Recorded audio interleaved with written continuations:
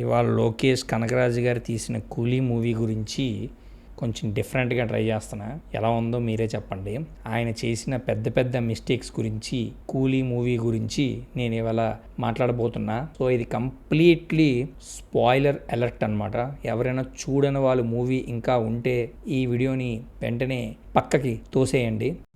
చూసిన వాళ్ళు ఎవరైనా ఉంటే మాత్రం వెంటనే సబ్స్క్రైబ్ చేసుకోకపోతే ఇప్పుడే సబ్స్క్రైబ్ చేసుకోండి, లైక్ చేయడం మర్చిపోకండి. సో కూలీ మూవీ చూసి వచ్చాక నాకైతే ఫస్ట్ కూలీ మూవీ కోసమే నేను పరిగెట్టాను.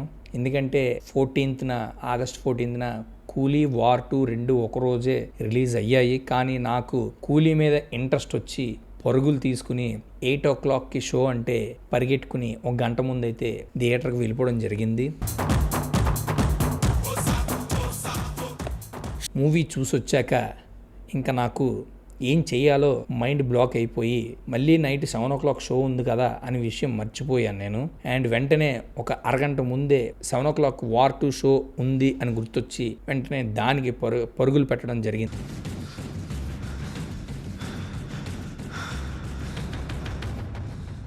అయితే మూవీ చూసి వచ్చాక నాకు మైండ్ ఎందుకు బ్లాక్ అయిందంటే, ఫస్ట్ చాలా పెద్ద మిస్టేక్ అంతమంది స్టార్ క్యాస్టింగ్ పెట్టడం. అంతమంది ట్రైలర్ రిలీజ్ చేశాక ఆ స్టార్ క్యాస్టింగ్ ఏదైతే బాలీవుడ్ బిగ్ స్టార్ అమీర్ ఖాన్ గారిని పెట్టడం ఫర్ ది ఫస్ట్ టైం. ఇక్కడ సౌత్ సైడ్ యాక్టర్స్తో యాక్ట్ చేయడం ఇదే ఫస్ట్ టైం కాబట్టి నాకైతే అయ్య బాబోయ్ లోకేష్ కనగరాజ్ చాలా పెద్దది ఏదో ప్లాన్ చేశాడు అని అనిపించి నేను అందుకే పరుగులు పెట్టడం జరిగింది ఫస్ట్ కూలీ మూవీకి. And coming to the Nagarjuna గారు ఇందులో విలన్ రోల్. సో ఆయన చాలా సినిమాలు చాలా కాలం 40 years ఆల్మోస్ట్ ఆయన ఇండస్ట్రీలో ఉన్నప్పుడు 40 years అయింది ఆయన ఇండస్ట్రీలో ఉండి అన్నీ కూడా హీరోగానే ఆయన యాక్ట్ చేయడం జరిగింది. హీరో రోల్సే చేశారు. ఫర్ ది ఫస్ట్ టైం కూలీ మూవీలో విలన్గా చేశారు. అది ఎలా ఉందో చెప్తాను.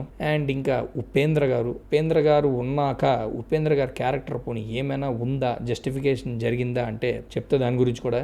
ఇంకా కమింగ్ టు ద సత్యరాజ్ గారు ఒక కుర్చీల ఆట అయితే ఆడతారు ఈ మూవీలో. అది ఎందుకు ఆడతారో ఏంటో అది ఎవరికి అర్థం కాని విషయం. ఇందులో శృతి హాసన్ ఉంది. ఆవిడ సెంటిమెంట్ అది బాగానే వర్కౌట్ అయ్యింది. నాకు ముఖ్యంగా ఇందులో బాగా నచ్చిన క్యారెక్టర్ ఒక్కడు, అదే శోభిన్. ఆ మూవీలో సంథింగ్ ఏదో నేమ్ ఉంది, శోభిన్ అనే అతను మాత్రం చింపి ఉతికి అవతల ఆరేసాడు. క్యారెక్టర్ చాలా బాగా చేశాడు అతను మాత్రం. ఆ రోల్ చాలా బాగా చేశాడు. మీరు మూవీ చూస్తే అర్థమవుతుంది. చూడని వాళ్ళు ఎవరైనా ఉంటే అతని క్యారెక్టర్ మాత్రం చాలా బాగా నచ్చుతుంది అందరికి. అంత బాగా చేశాడు. ఇంకా last but not least Rajinikanth గారు ఆయన స్వాగ్, ఆ స్టైల్, మాస్, ఆయన పెద్దగా డాన్స్ లేడు తెలిసిన విషయమే. అంత యాక్టింగ్, ఆ నడక స్టైల్, ఆ లుక్స్, ఆ డైలాగ్ డెలివరీ, దాంతో సినిమా అంతా కూడా వెళ్ళిపోతూ ఉంటారు, అందరికి తెలిసిన విషయమే. ఇంకా దాంతోడు లోకేష్ కనగరాజ్ ఒక మాస్ పల్స్ తెలిసిన డైరెక్టర్ యాడ్ అయితే ఇంకా ఏ రేంజ్ లో ఉంటుంది అని ఎక్స్పెక్ట్ చేసే నేను వెళ్ళడం అయితే జరిగింది. సో ఇంతమంది స్టార్ కాస్టింగ్ ని పెట్టారు కాబట్టి ఇంకా ఏదో ఉండబోతుంది, ఆ హైని క్రియేట్ చేయడం జరిగింది లోకేష్ కనగరాజ్. సో చూసి వచ్చాక ఫస్ట్ నాకు అనిపించింది చెప్తున్నా, ఎవరు కూడా దీన్ని పర్సనల్గా తీసుకోవద్దు. అమీర్ ఖాన్ గారు అంత బాలీవుడ్ బిగ్ స్టార్ని పెట్టుకుని అమీర్ ఖాన్ గారిని పేరు పలకడం కూడా రావట్లేదు, అమీర్ ఖాన్ గారిని పెట్టుకుని ఒక బఫూన్ లాగా చూపించడం అయితే జరిగింది.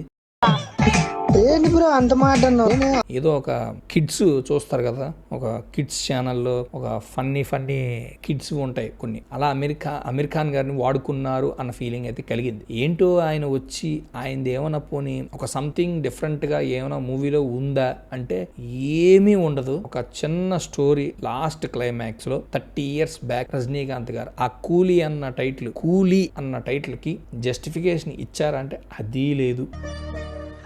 సరే తరలే, ఎన్నెన్నో అనుకుంటాం, అన్ని జరుగుతాయి ఏమిటి. అమీర్ ఖాన్ గారితో రజనీకాంత్ గారితో ఏదో స్టోరీ ఉండబోతుందని మీరు అనుకుని వెళితే ఇది కంప్లీట్ స్పాయిలర్ అలర్ట్ అని ముందే చెప్పాను. సో అదనమాట. అండ్ ఉపేంద్ర గారు కూడా ఉన్నారు. వీళ్ళందరితో ఏదో జరగబోతుంది సినిమా. పవర్ హౌస్ అంటాడు సత్యరాజు. ఆ పవర్ హౌస్ ఏంటో కూడా ఎవరికి అర్థం కాని విషయం. సో ఫైనల్గా అమీర్ ఖాన్ గారితో రజనీకాంత్ గారితో వీళ్ళిద్దరు పెద్ద స్టార్స్ కాబట్టి సో అక్కడ ఎక్కువ ఫోకస్ పెడతారు అందరూ. ఎందుకంటే రజనీకాంత్ అవతల పెద్ద స్టార్, ఇటు బాలీవుడ్ లో అమీర్ ఖాన్ పెద్ద స్టార్. సో వీళ్ళిద్దరి మధ్యన ఏదైనా జరిగిందా స్టోరీ, ఏదైనా కొత్తగా ఇప్పటిదాకా మనం చూడలేనిది ఏమైనా ఉండబోతుందా అనుకుని మీరు కానీ వెళ్తే డిసప్పాయింట్మెంట్ అవుతారు. ఇందులో అయితే ఏమీ లేదు. స్టోరీ జస్ట్ కూలీగా మన రజనీకాంత్ గారు, ఉపేంద్ర గారు, సత్యరాజ్ గారు వీళ్ళందరూ ఒక షిప్ ఇది ఉంటాయి కదా మన నేవల్ సంబంధించిన షిప్స్, ఒక పెద్ద షిప్లో వాళ్ళకు కూలీగా పనిచేస్తారనమాట డాక్ యార్డ్లో. ఆ కూలీగా పనిచేసే టైంలో నాగార్జున గారిని చాలా చిన్నప్పుడు వాళ్ళ ఫాదర్ ఎవరైతే ఉన్నారో ఆ షిప్ ఓనర్ అతని దగ్గర పనిచేసేవాళ్ళు. సో అతను చనిపోవడం జరుగుతుంది. అతన్ని ఎవరు చంపుతారు అంటే మన రజనీకాంత్ గారు నాగార్జున వాళ్ళ ఫాదర్ని చంపుతాడు అనమాట. సో అందుకే నాగార్జున గారు ఫస్ట్ నుంచి నిన్ను ఎక్కడో చూసినట్టుందే అని అంటూ ఉండడం జరుగుతూ ఉంటుంది. ఫస్ట్ హాఫ్ లో అంతా కూడా ఎక్కడో చూసానే అని నాగార్జున గారు మన రజనీకాంత్ గారిని కలిసిన ప్రతిసారి ఇదే డైలాగ్ వస్తూ ఉంటుంది అనమాట. అయితే అలా అడుగుతున్నంతసేపు కూడా మనకు కూడా ఒక హై క్రియేట్ అవుతూ ఉంటుంది. అంటే ఎక్స్పెక్టేషన్, అంటే సెకండ్ హాఫ్ లో ఏదో ఉండబోతుంది. అంటే ఫస్ట్ హాఫ్ అంతా కూడా బాగానే కూర్చోబెడుతుంది. పవర్ హౌస్ అని చెప్పాను కదా సత్యరాజ్ గారి డైలాగులు, ఒకరిని 30 సంవత్సరాల దాకా దాచుంచాను, వాడు కానీ బయటకు వస్తే మీరు మాత్రం అందరూ చెక్కు చెదిరిపోతారు అని డైలాగులు అయితే బాగానే రాసుకున్నారు. దానికి మంచి హై క్రియేట్ అయింది. అండ్ సౌబిన్ కూడా మంచి పెర్ఫార్మెన్స్ అయితే ఇచ్చాడు అక్కడ కూడా. అయితే సత్యరాజ్ గారు చనిపోబోయే ముందు ఆ డైలాగులు ఏవైతే చెప్పడం జరిగిందో దానితో ఇంకా ఎక్స్పెక్టేషన్స్ మామూలుగా పెరగలేదన్నమాట. అంటే రజనీకాంత్ గారు ఆ పవర్ హౌస్ 30 years దాకా ఒకడు దాగున్నాడు, వాడు కానీ బయటకు వస్తే మీలో ఎవరు మిగలరు అన్న టైప్ లో రజనీకాంత్ గారు ఒక హైప్ ఇచ్చి ఇంకా సెకండ్ హాఫ్ వచ్చేసరికి ఫస్ట్ హాఫ్ ఇంటర్వెల్ బాగుంటది. పవర్ హౌస్ అని చెప్పాను కదా, ఆ పవర్ హౌస్ ఏంటో కూడా ఇప్పటికీ నాకు అసలు సినిమాలో ఎక్కడా కనబడలేదు ఆ పవర్ హౌస్ ఏంటో. సో అందుకు సెకండ్ హాఫ్ లో ఇంకా రజనీకాంత్ గారు వింటేజ్ లుక్స్ లోకేష్ గారు చూపించడం అయితే చాలా బాగా చూపించారు. కానీ ఇంకా స్టోరీ ఏదైతే తీసుకోవడం జరిగిందో అదే దాంట్లోనే డెప్త్ లేదు, ఒక దమ్ము లేదు. చాలా మంది కూలీ గురించి చాలా మంచిగా అంటే వాళ్ళకి నచ్చింది వార్ 2 పెద్ద వేస్ట్ అని మాట్లాడుతున్నారు. నేను ఇప్పుడే చెప్తున్నా, రెండు కూడా పెద్ద ఇండస్ట్రీ హిట్, బ్లాక్ బస్టర్ హిట్లు అని నేను చెప్పట్లేదు. నాకు కూలీ కన్నా వార్ 2 బెటర్ అనిపించింది అంతే. సో అదనమాట. And coming to the story, Lokesh Kanagaraj గారు ఏదైతే అందరూ LCU అంటే లోకేష్ సినిమాటిక్ యూనివర్స్ అని చెప్పుకుంటున్నారు కదా, ఈ మూవీలో LCU కాదు ICUఏ ఈ మూవీ అనమాట. సో అది సో ఫైనల్ గా ఏంటంటే ICU అని ఎందుకన్నానంటే మూవీ చూసిన వాళ్ళకి ఎవరైనా ఒక క్లారిటీ ఉంటుంది, చూడని వాళ్ళు ఎవరైనా ఉంటే మాత్రం చూశాక మీకేమనిపించిందో కింద కామెంట్ సెక్షన్ లో కామెంట్ అయితే చేయండి. ఎందుకు ICU అన్నానంటే LCU నుంచి ICU కిందకు వచ్చిందంటే ఆ స్టోరీ తీసుకున్న ఆ గ్రిప్ ఏదైతే కంటెంట్ ఉందో మూవీలో దాంట్లో ఆ దమ్ము లేకపోవడం. కూలీగా పనిచేశారని చెప్పా కదా రజనీకాంత్ గారు, ఉపేంద్ర గారు కూడా ఉంటారు ఆయన బ్యాక్ బోన్ గా. అంతే తప్పితే ఉపేంద్ర గారికి ప్రత్యేకంగా ఆయనకు ఒక ఏదో ఉంటుంది స్టోరీ అనుకుని వెళ్తే మీరు పప్పులో కాలేసినట్టే. అండ్ సత్యరాజ్ గారు కూడా అక్కడ వాళ్ళతో పాటే పనిచేయడం జరుగుతుంది. సత్యరాజ్ గారు కూడా వన్ ఆఫ్ ది రజనీకాంత్ గారికి బాగా క్లోజ్ ఫ్రెండ్ అనమాట. సో అదనమాట. ఇంకా మన లాస్ట్ లో ట్విస్ట్, శృతి హాసన్ అసలు తండ్రి ఎవరు, ఆ అసలు తండ్రి ఎవరంటే మన రజనీకాంత్ గారు అన్నమాట. సో అది సో ఇంకేమైనా ఉంది అంటే మూవీలో కొన్ని ఫస్ట్ హాఫ్ లో ఎలివేషన్ సీన్స్, సెకండ్ హాఫ్ లో కొన్ని ఎలివేషన్స్, కొన్ని ట్విస్ట్, ఒకటి మన ఎక్స్పెక్ట్ చేయని ఒక ట్విస్ట్, కానీ ఇంకొకటి అయితే నెక్స్ట్ ఇదే జరగబోతుంది అన్న విషయం అయితే తెలిసిపోతూ ఉంటది. సో అదనమాట. ఇంకా శోభిన్ కి అక్కడ అతను దాంట్లో ఒక ట్విస్ట్ ఉంటది. శోభిన్ అన్న క్యారెక్టర్ అసలు ఎవడు, అసలు శోభిన్ కూడా నాగార్జునతో పాటు కలిసి పనిచేస్తున్నాడా, అతను కూడా ఒక డ్రగ్ మాఫియాలో సంబంధించిన మనిష, అది కూడా ఒక ట్విస్ట్ ఉంటుంది. అది బాగానే చూపించడం బాగుంది, ఎవరు ఎక్స్పెక్ట్ చేయరు అది. సో అతను ఒక కానిస్టేబుల్ గా, అతను కూడా ఒక పోలీస్ డిపార్ట్మెంట్ కి సంబంధించిన వ్యక్తి శోభిన్ అనే క్యారెక్టర్. సో అతను కూడా ఒక వైఫ్ అయితే ఉండడం జరుగుతుంది, వాళ్ళ వైఫ్ తో కూడా ఒక ట్విస్ట్ కూడా ఉంటది. సో అదనమాట. అండ్ ఇంకా కమింగ్ టు ద నాగార్జున గారు, సైమన్ ఆయన పేరు. సో ఏదైతే వాళ్ళ ఫాదర్ చంపారో రజనీకాంత్ చంపుతాడు అనమాట నాగార్జున చిన్నప్పుడు. సో అందుకే నాగార్జున గారు నిన్ను ఎక్కడో చూసినట్టుందే అని ఫస్ట్ హాఫ్ లో కూడా అక్కడక్కడ అడగడం జరుగుతూ ఉంటుంది. సో సెకండ్ హాఫ్ వచ్చేసరికి అప్పుడు సైమన్ మన నాగార్జున గారు రజనీకాంత్ గారు ఎవరు అన్నది ఒక క్లారిటీ వస్తుంది అనమాట. కూర్చుని రజనీకాంత్ గారు ఆయన గురించి అసలు నాగార్జున గారు అడుగుతారు రజనీకాంత్ని, అసలు నువ్వెవరు, ఏంటి, నువ్వు ఎక్కడి నుంచి వచ్చావు, ఇవన్నీ అడిగితే రజనీకాంత్ గారు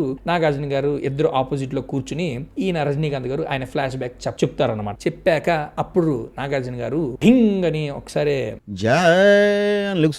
ఆయన స్ట్రైక్ అయ్యి అప్పుడు గుర్తొచ్చి మా నాన్న చంపిన వాడు నువ్వే అనమాట అని చెప్పి నాగార్జున గారు రజనీకాంత్ గారు ఇద్దరు కొట్టుకోవడం స్టార్ట్ అవుతుంది. ఆ ఫైట్ సీన్ అనమాట. అయిపోయాక ఇంకా సెకండ్ హాఫ్ లో స్టోరీ ఏది అంటే ఇంకా ఫ్లాష్ బ్యాక్ 30 years బ్యాక్ మన రజనీకాంత్ గారి లుక్స్, ఆ వింటేజ్ లుక్స్ మన లోకేష్ గారు అక్కడ చాలా బాగా చూపించడం అయితే జరిగింది, అందులో నో డౌట్. కానీ స్టోరీలో ఇంకేదైనా ఉండబోతుందా అని మీరు అనుకుంటే చెప్పా కదా, పప్పులో కాలేసినట్టే. స్టోరీలో మాత్రం ఎలాంటి దమ్ము ఉండదు. ఫస్ట్ హాఫ్ అంతా కూడా అయ్య బాబో ఏదో జరగబోతుంది, అక్కడేమో సత్యరాజ్ ఏమో రజనీకాంత్ గారి గురించి ఒక హై ఇస్తూ ఉంటాడు, పవర్ హౌస్ అని 30 years దాకా ఒకడిని దాచుంచాను, వాడు బయటకు వస్తే మిమ్మల్ని చెక్కేస్తాడు అన్న డైలాగులు పడతాయి. ఇక్కడేమో నాగార్జున గారు నిన్ను ఎక్కడో చూసినట్టుందే అని చెప్పేసి ఇక్కడ కొంత స్టోరీ దాచిపెట్టి ఉంది. సో సెకండ్ హాఫ్ లోకి వచ్చేసరికి మాత్రం మొత్తం అమీర్ ఖాన్ గారు వచ్చాక అసలు అమీర్ ఖాన్ గారిని చూస్తే నాకు డోరేమాను లైక్ కొన్ని కార్టూన్ ఉంటాయి కదా, ఆ కార్టూన్స్ గుర్తొచ్చాయి చిన్నపిల్లలు చూసేవి. అమీర్ ఖాన్ గారిని మాత్రం ఒక బఫూన్ లాగా ఈ సినిమాలో అయితే వాడుకున్నారు ఖచ్చితంగా, అందులో నో డౌట్. ఎందుకంటే అతనికి ఒక స్పెషల్ గా ఒక ఏంటంటే అమీర్ ఖాన్ గారికి రజనీకాంత్ గారితో పోనీ ఏవైనా కొలాబరేషన్ ఒక స్టోరీ ఉంటుందా అంటే అసలు ఒక హై ఉండదు, అసలు సంబంధమే ఉండదు. అమీర్ ఖాన్ గారిని అసలు ఎందుకు పెట్టారా, అసలు అవసరమే లేదు, ఏదో పెట్టాలని పెట్టారు తప్పితే. ఇప్పుడు విక్రమ్ లోని సూర్య గారు లాస్ట్ క్లైమాక్స్ లో ఒక 10 minutes ఎలా అయితే కనిపించారో ఎంత హై వస్తుందో ఆ హై కూడా ఈ సినిమాలో లాస్ట్ అమీర్ ఖాన్ గారిని చూస్తే అసలు హైయే రాదు, అసలు చిరాకు వస్తుంది. సో అదనమాట. ఇంకా కమింగ్ టు ద మన సత్యరాజ్ గారు, ఉపేంద్ర గారిని పోని పెట్టినందుకు ఆయనకి ఏమైనా క్యారెక్టర్ జస్టిఫికేషన్ ఉందా అంటే అది ఉండదు. ఓన్లీ కూలీలు ఎవరైతే ఉన్నారో పనిచేసిన వాళ్ళు వెనకాతలే, ఈ రజనీకాంత్ గారి వెనకాతలే ఆయనకి బ్యాక్ బోన్ గా మన ఉపేంద్ర గారు ఉండటం అయితే జరుగుతుంది, అంతే అనమాట. అతనికి సపరేట్ గా ఫ్లాష్ బ్యాక్, మళ్ళీ అతనికి ఒక స్టోరీ అవేవి ఉండవు. సత్యరాజ్ గారు కూడా ఆ కూలీలతో పాటే అతను కూడా ఒక మెంబర్, మన రజనీకాంత్ గారికి ఫ్రెండ్ అనమాట. ఆ ఫ్రెండ్ గానే మన శృతి హాసన్ సత్యరాజ్ గారిని తండ్రి అనుకుంటది. అక్కడ ట్విస్ట్, సత్యరాజ్ గారి తండ్రి కాదనమాట. సో సత్యరాజ్ గారు ఒక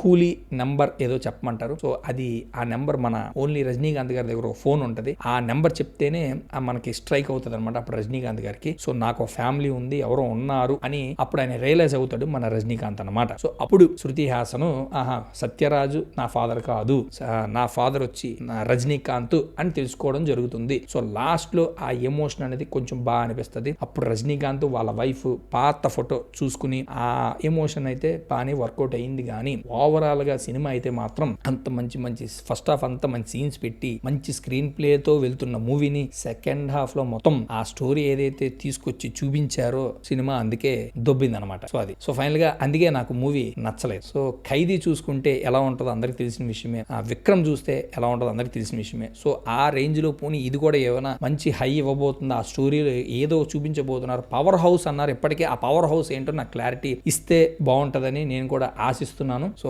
ఇదనమాట ఫైనల్ గా కూలీ లాస్ట్ కి ఇలా కూని అయితే చేశారు మన లోకేష్ కనగరాజు గారు. LCU అని పిలువబడుతున్న మన లోకేష్ కనగరాజు గారు LCU కాస్త ICU కి వెళ్ళిపోవడం అయితే జరిగింది మూవీ, అదనమాట. సో ఫైనల్ గా ఇంతే నా వీడియో. సో ఎవరైనా చూసినట్లయితే కింద కామెంట్ సెక్షన్ లో కామెంట్ అయితే చేసేయండి. అండ్ చెప్పే కదా కంప్లీట్లీ స్పాయిలర్ అలర్ట్. సో అదనమాట. సో మొత్తం అయితే క్లారిటీగా చెప్పడం జరిగింది ఎందుకు నాకు నచ్చలేదో. సో అది సో ఎవరైనా లైక్ చేయకపోతే ఇప్పుడు లైక్ అయితే చేసేయండి, మర్చిపోకుండా కామెంట్ కూడా చేయండి మీకేమనిపించిందో మూవీ చూసి వచ్చిన వాళ్ళు. కూలీ మూవీ అండ్ వార్ 2 కూడా చూసాను, అది కూడా ఎండ్ కార్డ్స్ లో పెడతాను. సో అదనమాట. సో కొత్తగా నా ఛానల్ ఏమైనా చూస్తున్నట్లయితే మాత్రం వెంటనే సబ్స్క్రైబ్ అయితే చేసుకోండి, పక్కన బెల్ ఐకాన్ ఆన్ లో పెట్టుకోండి. ఫర్దర్ నా వీడియోస్ మిస్ కాకుండా చూడగలరు. Thanks for watching, take care, by by, జై హింద్.